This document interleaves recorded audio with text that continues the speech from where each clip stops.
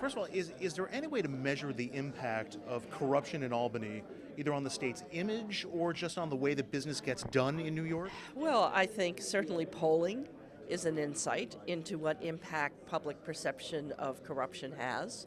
I think the low turnout on the part of the voters is a indication that they don't have much faith in in the process coming down in Albany right now, and so I think there are indicators, and they are red flags that are up right now.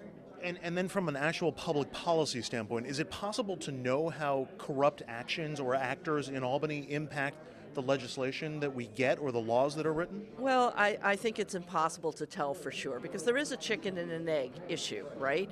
It's not the case that a elected official only takes a public policy action if he or she receives a campaign contribution from somebody who supports it. Sometimes it's the public policy that comes first, and then the financial support follows after.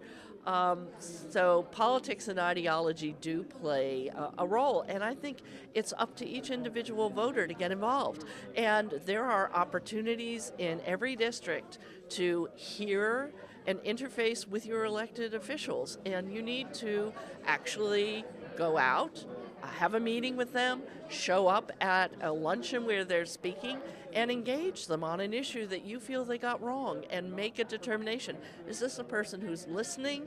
Is this a person who has a good sense of public policy? Or is this somebody who really seems to have made up his mind for his or her own personal reasons? One of the difficulties is that there appears to be a fine line between what's ethical or what's in the best public interest Absolutely. versus what's actually illegal. And you have the lawmakers themselves having to make the determination as to what the law is in these matters. Well, I think that's why what's really important is an emphasis on ethics and morality. It's changing the culture in Albany.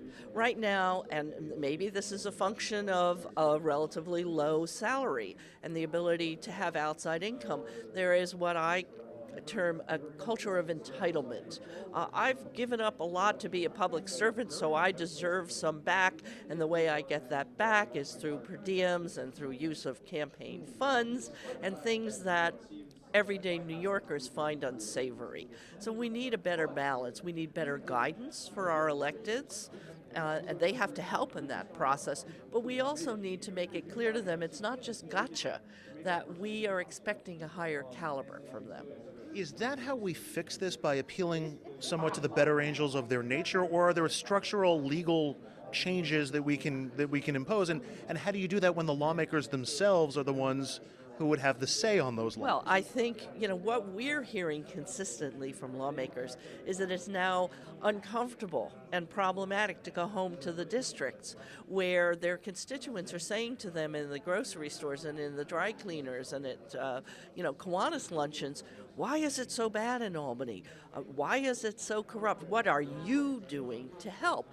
That is going to help affect a sea change. Without that, then it's all, water off a duck's back. It's when in the districts, elected officials who have a sense that they're doing a good job are embarrassed about the institution as a whole, and the voters are pushing them, the constituents, their friends, their family are pushing them to demand a clearer, better guidance in terms of what's ethics, what is ethical, what's moral, and some intelligent enforcement.